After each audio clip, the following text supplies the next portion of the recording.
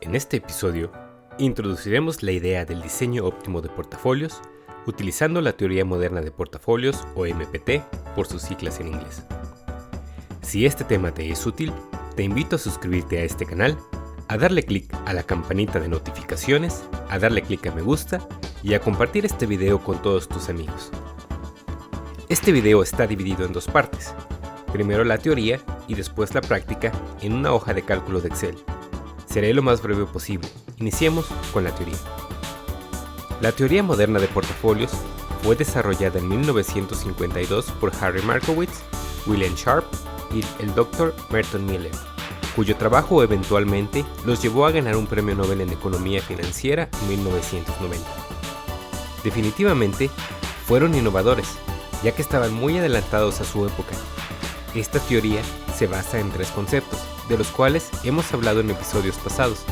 El primero es la ganancia promedio de un portafolio, el segundo es el riesgo o la desviación estándar y el tercero es la correlación. Repasemos lo que es la ganancia promedio. La ganancia promedio de un portafolio nos indica las ganancias que podemos esperar en un periodo de inversión. Generalmente se expresa como un porcentaje anual.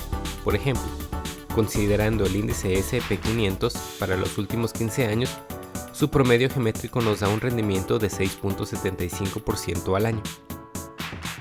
La desviación estándar nos indica qué tan grandes son las diferencias año con año con respecto a la ganancia promedio.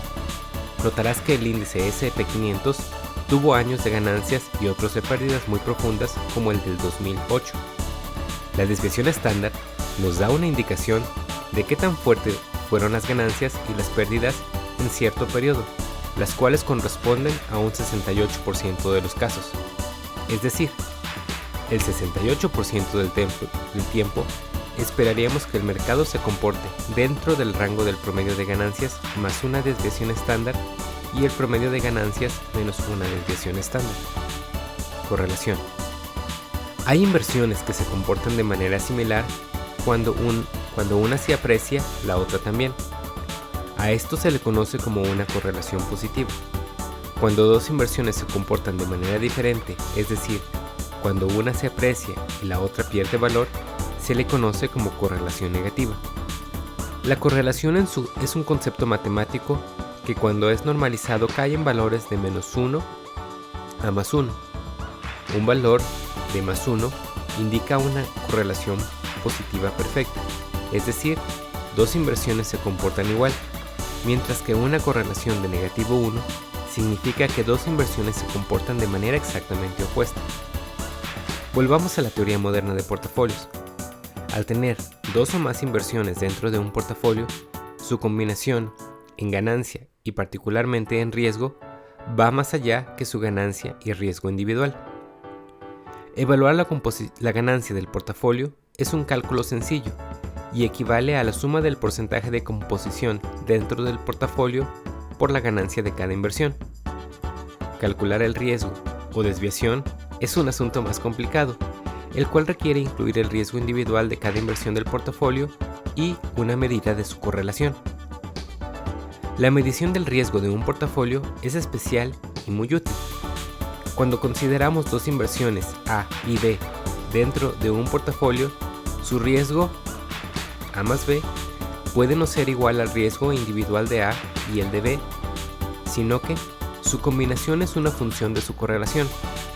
Para inversiones con correlación negativa, su combinación de riesgo puede ser menor que su riesgo individual, lo cual son buenas noticias, ya que al combinar ciertos activos en ciertos porcentajes, podemos tener buenos niveles de ganancias con un riesgo reducido. Ahora unas conclusiones antes de pasar a la parte práctica. MPT es una herramienta para evaluar ganancias y riesgo. Antes de MPT no existía un método estandarizado para optimizar un portafolio en base al riesgo. Esta teoría se ha convertido en el fundamento del manejo profesional de portafolios.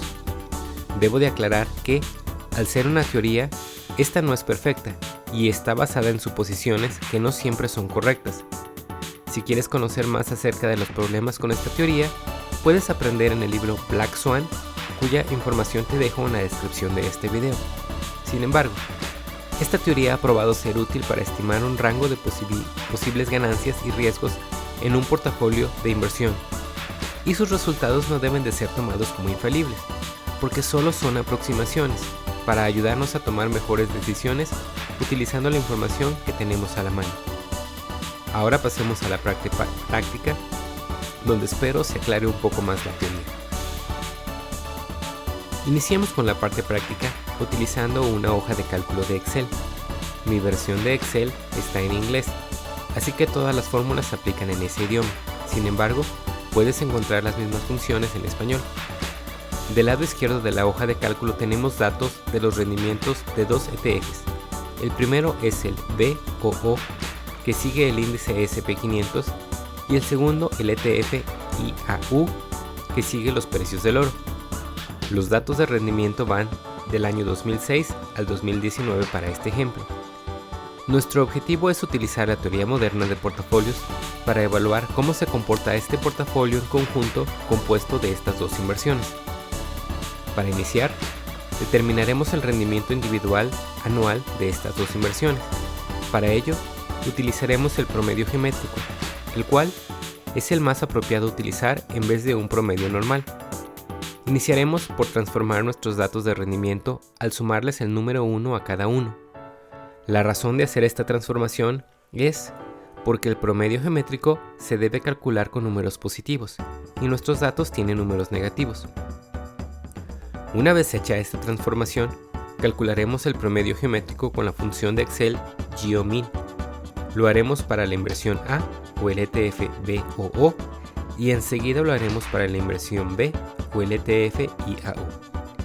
Una vez obtenidos nuestros promedios, calcularemos la varianza y la covarianza. Cada uno de estos cálculos se pueden hacer de múltiples maneras.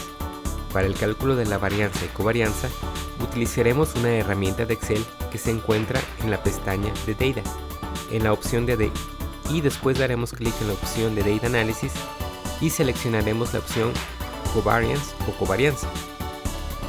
En este menú introduciremos nuestro rango de datos de rendimiento originales, no los que transformamos. Nuestros datos están agrupados por columnas y tenemos los nombres de las columnas en la primera hilera. Seguido de eso, especificaremos dónde queremos que nos arroje los resultados. Yo seleccionaré una celda dentro de mi hoja de cálculo actual. Le damos clic a OK y veremos los resultados en la hoja de cálculo. La intersección de BOO y BOO en la matriz y la intersección IAU e IAU nos representa la varianza individual de estas inversiones. La intersección de BOO e IAU representa la covarianza. El siguiente paso es asignar pesos a nuestras inversiones. En otras palabras, qué porcentaje de nuestro portafolio va a estar compuesto de BOO y qué porcentaje de IAU. La suma de los dos pesos debe de ser igual a 1. Por ejemplo, le daré un peso de 70% a BOO y 30% a IAU. Una vez definidos los pesos, calcularemos la varianza del portafolio, la desviación estándar y la relación de Sharpe.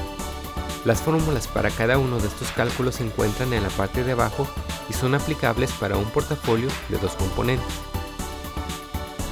Iniciaremos por el cálculo de la varianza, el cual es igual al peso de la inversión A al cuadrado por el rendimiento de la inversión A, más el peso de la inversión B al cuadrado, más el peso de la inversión B, más 2 multiplicado por los pesos de A y B, y después multiplicados por la covarianza de las inversiones A y B. Y así obtenemos la varianza. En Excel se pueden fijar las referencias a las celdas de cálculo al utilizar el signo de dólares antes de la columna y de la hilera, tal como lo he hecho para la varianza y la covarianza. La desviación estándar es la raíz cuadrada de la varianza y la podemos calcular utilizando la fórmula de raíz cuadrada o SQRT en inglés. El rendimiento promedio del portafolio se obtiene al multiplicar el peso de la inversión A por su promedio de ganancias individuales más el peso de la inversión B multiplicada por su promedio de ganancias individuales. De igual manera, Fijaré las ganancias individuales en las fórmulas al utilizar el signo de dólares antes de la columna y de la hilera en sus respectivas fórmulas. Y por último, calcularemos la relación de Sharpe. La fórmula es el rendimiento promedio del portafolio menos el rendimiento de una inversión libre de riesgo, para lo cual se puede utilizar el rendimiento de CETES a un año. Yo voy a utilizar como ejemplo un 4%. Y esta resta se divide entre la desviación estándar. La relación de Sharpe nos indica que la magnitud de los rendimientos en comparación con el riesgo. Por lo tanto, entre más grande sea este valor, mejor es nuestro portafolio. Ya tenemos nuestros resultados para un portafolio compuesto de 70% en el ETF BOO y 30% en el ETF IAU. Pero, ¿es esta la mejor combinación para nuestro portafolio? Vamos a hacer el análisis. Para ello, llenaremos la hilera del peso del ETF BOO yendo de 100% a 0% en intervalos de 10% y haremos lo mismo para el ETF IAU, pero en orden descendente, para así tener una buena parte de las combinaciones posibles. Después de este paso, llenaremos nuestras fórmulas para cada una de estas combinaciones. Este paso es muy fácil, porque si recuerdas, fijamos algunas de nuestras celdas utilizando el signo de dólares, y así tenemos todos los resultados. Ahora veámoslos gráficamente. Para ahorrar tiempo, ya tengo lista la gráfica. Puedes observar que los resultados nos dan una curva. En el eje horizontal tenemos nuestro nivel de riesgo y en el eje vertical tenemos nuestro nivel de rendimientos. Si nos enfocamos en el punto donde tenemos un riesgo de 14%, podemos tener dos opciones de inversión. Una que nos da un rendimiento de 7.9% y otra que nos da un rendimiento del 8.9%, ambas con el mismo nivel de riesgo. No sé tú, pero yo prefiero el rendimiento más alto, sobre todo porque no me cuesta más en riesgo. Esta es una parte muy útil de la teoría moderna de portafolios. Podemos tener combinaciones de nuestras inversiones que son más eficientes que otras. De hecho, a la parte superior de la curva se le conoce como la frontera eficiente y a la parte inferior de la curva se le conoce como la frontera ineficiente. Al diseñar nuestro portafolio, queremos estar siempre en la parte eficiente de la curva. Como dijimos anteriormente, queremos un portafolio que maximice la relación de Sharpe. En este caso, su valor máximo se da cuando nuestras inversiones están alrededor del 50% en el ETF BOO y 50% en el ETF IAU. Espero que esta información te haya sido útil. Como ves, el diseño de un portafolio tiene su ciencia y es sumamente interesante. Ahora, esta no es la única manera de diseñar un portafolio, pero sí es una muy útil.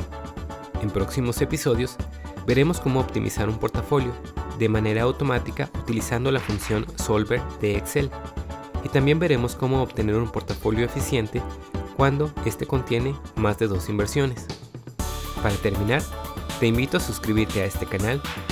Ayúdame con el algoritmo de YouTube al darle clic a me gusta en este video y no olvides compartir este video con tu familia y amigos. Gracias.